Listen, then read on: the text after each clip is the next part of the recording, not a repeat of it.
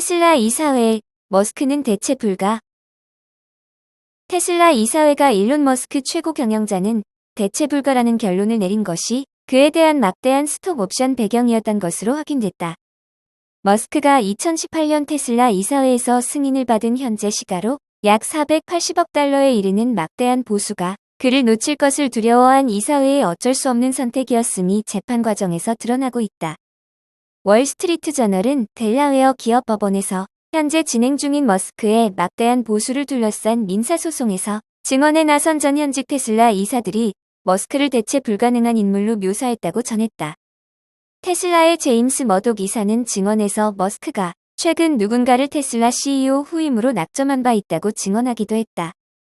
앞서 머스크는 테슬라 후계 구도 계획은 없다며 자신이 계속 CEO를 맡을 생각이라는 점을 밝힌 바 있지만 이번 재판 과정에서 그가 후계자를 찾고 있고 낙점도 이뤄졌다는 점이 드러났다. 증언에 따르면 테슬라 이사들은 2017년에 머스크가 계속해서 테슬라에 남도록 하기 위해 안간힘을 썼다. 머스크가 자신의 우주개발 업체 스페이스X, 지하터널 업체 보링컴퍼니 뇌에 반도체를 삽입하고 이를 컴퓨터와 연결하는 생체공학 업체 뉴럴링크 등 벌려놓은 사업이 많아 언제든 테슬라를 떠날 수 있다는 점을 우려했다. 머스크는 지난달 28일에는 소셜미디어 트위터를 440억 달러에 인수하며 테슬라 이사회의 불안을 고조시켰다. 그는 재판에서 자신이 최근 트위터 경영의 시간 상당분을 할애하고 있다면서 어느 정도 자리를 잡으면 CEO를 뽑아 트위터 경영을 맡길 생각이라고 증언한 바 있다. 이번 재판은 테슬라 주주인 리처드 토네타가 제기한 소송으로 그는 머스크의 막대한 보수를 무효화하기 위해 전현직 이사진들을 고소했다. 토네타는 머스크가 이사들을 조종해 스스로에게 막대한 보수 패키지를 줬다고 주장했다. 그는 또 이사진이 주주들에게 핵심 정보를 공개하지 않았고 막대한 보수에도 불구하고 머스크가 테슬라에 집중하도록 하는데 실패했다고 말했다.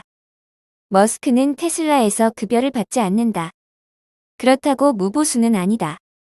그는 2018년 결정으로 테슬라 주가와 실적이 기준점을 넘어설 때마다 성과급으로 스톡 옵션을 행사할 수 있는 권리를 받았다. 12차례에 걸쳐 기준을 통과할 때마다 지급되는 스톡 옵션이다. 주주들이 머스크에 대한 막대한 보수를 승인한 뒤 테슬라 시가총액은 약 10배 폭증했고 테슬라는 시가총액 기준으로 세계 최대 자동차 업체로 등극했다. 또 머스크는 주로 테슬라 주식인 순자산 가치 평가액 덕에 세계 최고 부자가 됐다. 이번 재판에서 원고 측은 테슬라가 머스크에게 막대한 스톡 옵션을 부여하던 당시 성과 기준을 지나치게 낮게 제시해 머스크가 쉽사리 목표를 달성할 수 있도록 해줬다고 주장하고 있다. 한편 머스크가 트위터 인수 뒤 트위터 경영에 매진하면서 테슬라 주가는 곤두박질치고 있다. 연준 매파적 발언, 리비안 5.39% 급락. 연준 간부들의 매파적 발언으로 테슬라의 대항마로 불리는 리비안의 주식이 5% 이상 급락했다. 최근 뉴욕 증시에서 리비안은 전거래일보다 5.39% 하락한 30.34달러를 기록했다. 이는 연준 간부들이 잇따라 매파적 발언을 내놓고 있기 때문으로 풀이된다.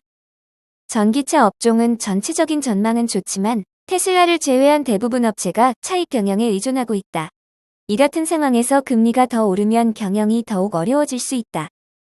최근 미국 경제가 견조한 것이 입증돼 연준 간부들이 잇따라 매파적 발언을 함에 따라 기준 금리가 당초 시장의 예상보다 높아질 수 있다는 우려로 리비안의 주가가 급락한 것으로 보인다. 세인트루이스 연은의 제임스 블라드 총재는 기본적 통화정책 규칙상 금리는 최소 5%까지 올라야 하며 더 엄격하게 규칙을 적용하면 7%도 넘길 수 있다고 말하는 등 연준 간부들이 이에 따라 매파적 발언을 내놓고 있다. 이날 뉴욕 증시는 이틀 연속 하락세를 끊고 3대 지수가 모두 상승하는 데 성공했다. 다우는 0.60%, S&P 500은 0.48%, 나스닥은 0.01% 각각 상승했다. 이 중 나스닥의 상승폭이 가장 적다. 이는 대부분 기술 기업이 차익 경영에 의존하고 있어 금리 인상에 취약하기 때문으로 분석된다. 아이폰 14 프로 인기에도 애플 끙끙. 중국 생산 차질에 대기시간 36일 소요. 애플이 출시 2개월 된 아이폰 14 프로의 높은 인기에도 불구하고 발을 동동 구르고 있다. 중국 리스크로 생산 차질을 겪으면서 제품을 제때 공급하지 못하고 있어서다. IT 전문 매체인 애플인사이더에 따르면 아이폰 14 프로를 주문할 경우 배송받기까지 걸리는 시간은 36일에 이른다. 이 같은 대기 시간은 지난달 말 10일에 비해 크게 늘어난 것이다. 특히 중국에서의 주문 대기 시간이 긴 것으로 알려졌다. 미국과 중국의 갈등이 심화되고 있는 분위기 속에서도 중국인들의 아이폰 선호 움직임이 더 빨라지고 있는 것이다. 시장 조사업체 카운터포인트 리서치에 따르면 중국의 브랜드별 스마트폰 판매량 순위에서 아이폰은 지난 9월 12일 이후 7주 연속 1위를 기록했다. 마지막 주 기준 판매량 점유율은 29%로 2위인 비보보다 13%포인트가량 높다. 지난 3분기 아이폰의 시장 점유율은 2016년 이후 최고치다.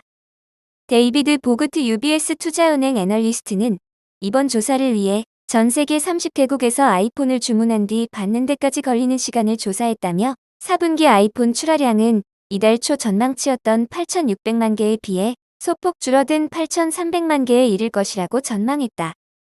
이처럼 애플이 아이폰 14 프로 등의 공급에 차질을 빚고 있는 것은 세계 최대 아이폰 생산 기지인 폭스콘 중국 정저우 공장이 제대로 가동되지 않았기 때문이다. 지난달 공장 내 코로나19 확산의 불안을 느낀 노동자들이 대거 귀향한 탓이다. 이곳은 성수기 때 최대 30만 명까지 고용한다. 하지만 이번 일에 따른 조업 차질로 애플의 아이폰 생산은 당초 계획보다 200만 대 이상 감소할 것이라는 관측이 나왔다. 이에 폭스콘은 귀향 노동자들을 불러들이기 위해 500위안의 위로금 지급을 약속하는 한편 생산직 노동자 급여로는 상당히 높은 수준인 시급 30위안을 내세워 신규 인력 채용에 나선 바 있다. 다만 최근 입사 지원자가 10만 명을 넘어서면서 신규 채용은 중단했고 이달 말 완전 정상화를 목표로 하고 있다. 이 공장에선 아이폰 14 프로 생산량 중 80%를 담당하는 것으로 알려졌다. 그러나 지난 10월 말 정저우 지역에서 코로나19 확진자 수가 급증하자 폭스콘 정저우 공장 가동률은 70%까지 하락했다. 아이폰 14 시리즈 중에서도 고급형인 프로의 생산이 집중된 만큼 애플의 4분기 매출도 타격이 예상된다. 시장 조사기관 트렌드포스에 따르면 4분기 아이폰 목표 출하량은 8천만 대였지만 이보다 200만에서 300만 대 줄어든 7,700만에서 7,800만 대일 것으로 관측된다. 이에 애플은 공식 성명을 통해 생산 차질에 대해 이례적으로 인정했다. 애플은 폭스콘 정저우 공장이 현재 급격하게 생산량이 감소하고 있다며 아이폰 14 프로와 아이폰 14 프로 맥스 출하량이 기존 예측보다 떨어져 고객들이 신규 제품을 수령하기까지 더 긴 시간이 걸릴 것이라고 언급했다. 1.89초 330km까지 가장 빠른 전기차 루시드 에어 사파이어. 루시드가 제로백 1.89초를 자랑하는 에어 사파이어 하이 퍼포먼스 모델의 주요 재원을 공개했다. 루시드는 지난 8월 몬터레이 카위크에서 처음으로 에어 사파이어 하이 퍼포먼스 모델을 발표했다. 당시 루시드는 럭셔리 전기 슈퍼스포츠 세단이 3개의 모터를 탑재한 4륜구동 파워트레인으로 최고 출력 1200마력 이상의 파워를 자랑한다고 밝혔다. 이는 세계에서 가장 강력한 프로덕션 세단 중 하나로 꼽히는 엄청난 수치다. 당시 루시드 측은 에어 사파이어의 제로백은 2초 이내이며 쿼터 마일은 9초 이하라고 언급했다. 또한 루시드는 해당 모델의 최고 속도가 시속 322km를 초과할 예정이라고 전했다. 루시드 에어 사파이어는 현재 레이스 트랙과 실제 도로에서 테스트를 거치고 있으며 양산 전 마지막 단계에 있는 것으로 알려졌다. 최근 루시드는 이 플래그십 모델의 업데이트된 퍼포먼스 예상 수치를 공개해 관심을 끌었다. 이번에 공개된 루시드 에어 사파이어의 공식 예상 퍼포먼스는 1.89초의 제로백과 최고 속도 330km이다. 이는 테슬라 모델 S 플레이드에 최상급 옵션 휠과 타이어를 장착했을 때보다 0.1초 빠른 제로백과 8km 빠른 최고 속도에 해당한다. 이 어마어마한 퍼포먼스는 심지어 추가 옵션이나 업그레이드 없이 기본 상태에서 가능한 수치다. 퍼포먼스 관련 구체적인 공식 발표는 조금 더 기다려야 하지만 여태까지 공개된 자료를 볼 때 실제 양산형 모델의 퍼포먼스도 기대된다. 놀라운 퍼포먼스 예상 수치로 벌써 세간의 관심을 한몸에 받는 럭셔리 세단 루시드 에어 사파이어는 내년 상반기 생산에 들어가며 가격은 24만 9,900달러부터 시작할 것으로 알려졌다. 니오, 전기차보다 더 어려운 소프트웨어 전환. 고된 하루를 마치고 집으로 갈 때 문득 영화를 한 편 보고 싶은 생각이 든다. 영화관을 갈까 하다 자동차에 몸을 싣는다. 터치스크린 계기판을 누르면 나만의 아늑한 멀티미디어 세상으로 바뀐다. 은은한 조명이 폭포처럼 쏟아지고 스피커에선 웅장한 사운드가 요동친다. 증강현실 안경을 끼면 눈앞에 장엄한 영상이 펼쳐진다. 이런 몰입감은 중국 전기차 제조사 니오가 핵심 경쟁력으로 내세우는 것이다. 지난달 독일에서 니오 베를린 2022 행사를 열어 이것이 자동차의 미래라고 선언했다. 니오는 자신의 최고급 사양 전기차를 제2의 거실로 부른다. 출력과 가속 능력, 디자인 대신 20여 개의 고화질 카메라와 680억 개 트랜지스터를 전면에 내세웠다. 최신형 아이폰에 들어간 반도체보다 약 4배 더 많은 양이다. 니오 대표 윌리엄 리는 자동차에 슈퍼컴퓨터를 심었다고 자랑했다. 니오는 자동차 혁명의 최전선에 있다. 한때 전형적인 하드웨어 사업이었던 자동차 산업은 이제 소프트웨어 부문에 보다 가까워지고 있다.